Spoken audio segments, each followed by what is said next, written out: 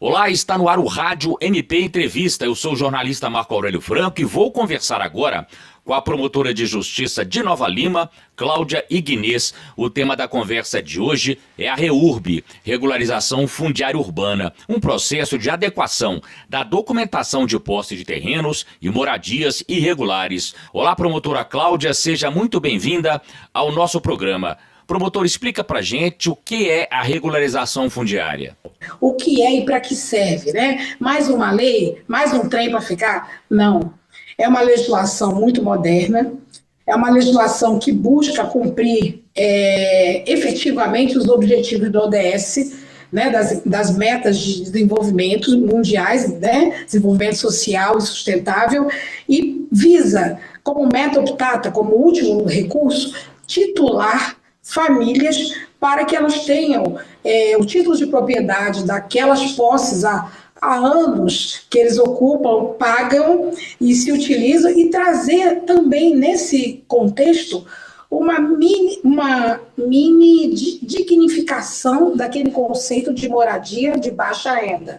O que quer dizer isso? Trazer os conceitos da Constituição de dignidade da pessoa humana, de desenvolvimento sustentável, os pilares para a pessoa ter vida, eu digo, água potável, saneamento básico, segurança, alimentação, tudo que envolve uma moradia digna, e vai além do conceito de casa, é muito mais do que isso.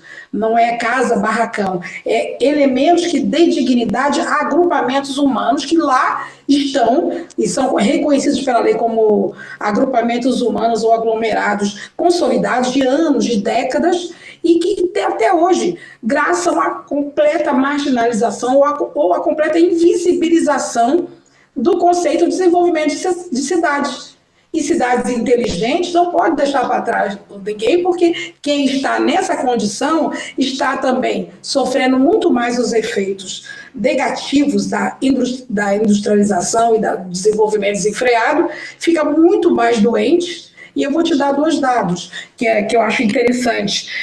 Segundo se apurou, e aí eu vou recorrer aqui a algumas fontes para te trazer certinho, o Instituto Trata Brasil apurou que no Brasil estão despejados diariamente 5.000 piscinas olímpicas de esgoto sem tratamento na natureza.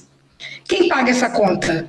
Os pobres pagam em maior número, mas nós pagamos também, porque esse custo foi para dentro da nossa saúde pública como gasto em torno de 87 milhões no ano passado. Então, nós estamos pagando uma conta muito alta, e mais ainda aqueles que estão lá.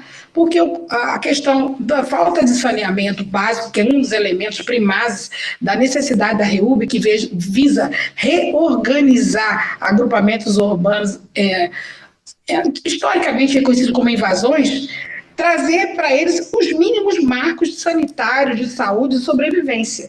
E os principais problemas disso que eu estou falando é que doenças associadas à falta de saneamento básico, direto ou indiretamente, são uma das maiores causas, ou a segunda maior causa de morte de crianças menores de 5 anos no Brasil e no mundo.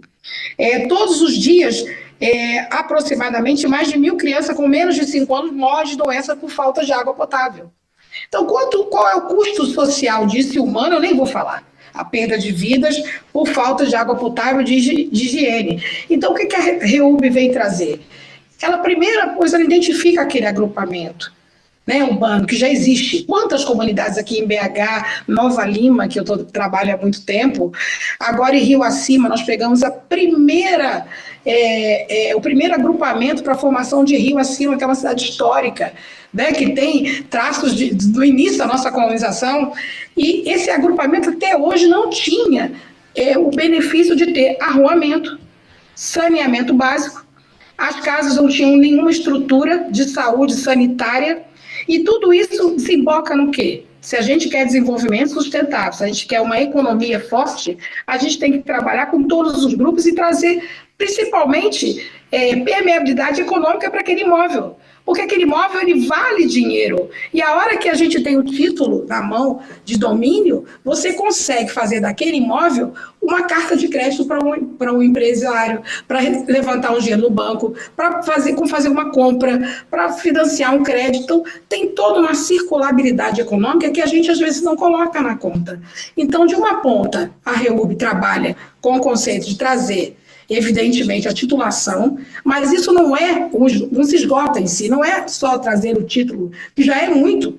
Quem tem hoje o seu título da sua propriedade sabe o quanto a gente dorme de cabeça mais calma em casa, sabendo que aquele lugar é nosso. Mas a REURB é um conceito, promotor, ou está em alguma lei? O que a gente pode dizer disso? Nós temos a Lei de Parcelamento do Solo Urbano, que é de 76, e na retaguarda dela veio a 13.465, que vem trazer o conceito de REURB, é um conceitamento da lei, que é um processo no qual a gente vai com etapas definidas na legislação, não é de qualquer jeito, a gente reconhece aquele agrupamento como um agrupamento histórico existente, ele não é transitório ou permanente de ocupação, um núcleo, onde tem pessoas de baixa renda sem nenhuma condição de habitabilidade, nenhuma condição sanitária nem ambiental. Então, para isso, a REURB traz um conceito buscando nos marcos constitucionais internacionais, nos diplomas internacionais e nos nacionais, o conceito de cidadania, né, de urbanização cidadã e de trazer economia sustentável. Uma coisa está dentro da outra. Porque economia sustentável, que não coloca a grande margem dos miseráveis que estão à margem do processo econômico, está desconsiderando a própria cidade.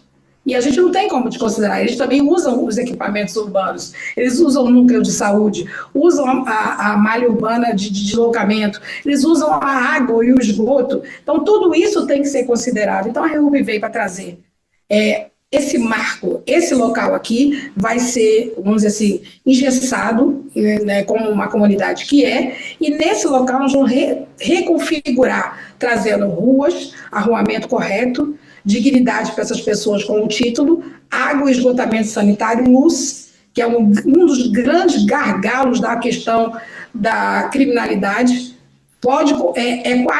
é quase sinônimo, onde menos tem luz, arruamento, a gente tem mais violência. Dificulta a atuação do Estado.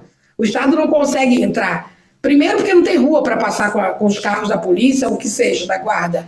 E segundo, porque ruas escuras simulam cada vez mais a criminalidade, eles se valem disso. Então, são tantos conceitos dentro de um só, que a gente tem que trabalhar a partir da REURB para fazer os outros marcos de desenvolvimento sociais, econômicos e de dignidade dessas pessoas. A senhora pode dizer que invasões podem ser consideradas REURBs? Depende do núcleo, da quantidade de tempo que eles lá estão, a condição, isso a gente aprecia no processo, em que se faz meio que uma fotografia daquele local, se apura o tempo que eles lá estão, o marco, né, temporal, que tem que ser antes de 76, e aí a gente fazer essa digressão para apontar se aquele agrupamento tem características de permanência, de comunidade, e que merece, geralmente pela falta de condição econômica das pessoas, aí é importante dizer que tem dois tipos de REURB, a REURB E e a REURB S, a econômica e a social, no qual a gente difere os grupos. Por exemplo, dentro de um agrupamento, aproveitando o seu exemplo, de uma invasão, tem supermercado. Geralmente tem uma quitandinha que vai vendo no supermercado, tem cabeleireiros, tem uma série de serviços que vão instalando lá e vão crescendo. Essas pessoas estão no mesmo patamar que aquela senhorinha que tem 10 filhos, 5 netos, que mora ali na condição, naquele local ali? Não. Então a gente difere, a REURB fica fotografada naquele local e se identifica quem é que tem condições de pagar por esse processo de reurbanização, que tem um custo, né? O município vai adiantar, mas alguém tem que fazer a contrapartida, e os que não podem pagar, que são a grande maioria, define se a REURB é social ou econômica. E o grande exemplo, eu posso dar assim, um exemplo básico, água limpa. Metade dele, ou parte, grande 40%, está dentro do município de Itabirito, e a outra parte dentro do município de Nova Lima. E são reconhecido há mais de 40 anos que existe esse agrupamento lá, e só agora, através da REUB, a gente conseguiu trazer, vamos dizer assim, traços de dignidade para aquela comunidade. A gente já conseguiu fazer a identificação dos lotes e a comunidade já está muito melhor, já está no processo, no meio do processo, que é instalar a luz, a água, tanto a CEMIG como a Copasa tem que vir nesse trabalho para nos ajudar a fazer o mapeamento de quem precisa para acabar com o gato, né? Acabar com o roubo de energia. Então, isso tudo tem que ser trazido para a pessoa ter conta, ter uma vida normal, né? Vamos dizer assim, ou pelo menos de acordo com o que a gente está acostumado a viver. E qual que é o papel do Ministério Público na implantação, na luta por esses REUBs? O Ministério Público, a meu ver, isso é uma colocação minha, tem o dever, o poder-dever, obrigação constitucional de promover, e em última ratio, o bem-estar físico, emocional, sanitário, de saúde, de todas as ordens econômicas daquela comunidade para a qual ele está trabalhando. E isso compreende o quê? Um processo que tem que colocar na rota de visibilidade milhões de pessoas que ao longo do tempo foram se aglomerando junto às nossas margens de rio, causando um monte de situações que hoje a gente se debruça, né, na questão ambiental cada vez mais impactantes, e não estão lá porque querem ficar lá, porque era o que sobrava para elas. Esse foi o Rádio MP Entrevista com a promotora de justiça de Nova Lima, Cláudia Ignez. Até a próxima. Rádio MP em todo lugar ao seu lado. Siga a gente nas redes sociais. Procure por MPMG Oficial. Para mais informações, acesse mpmg.mp.br.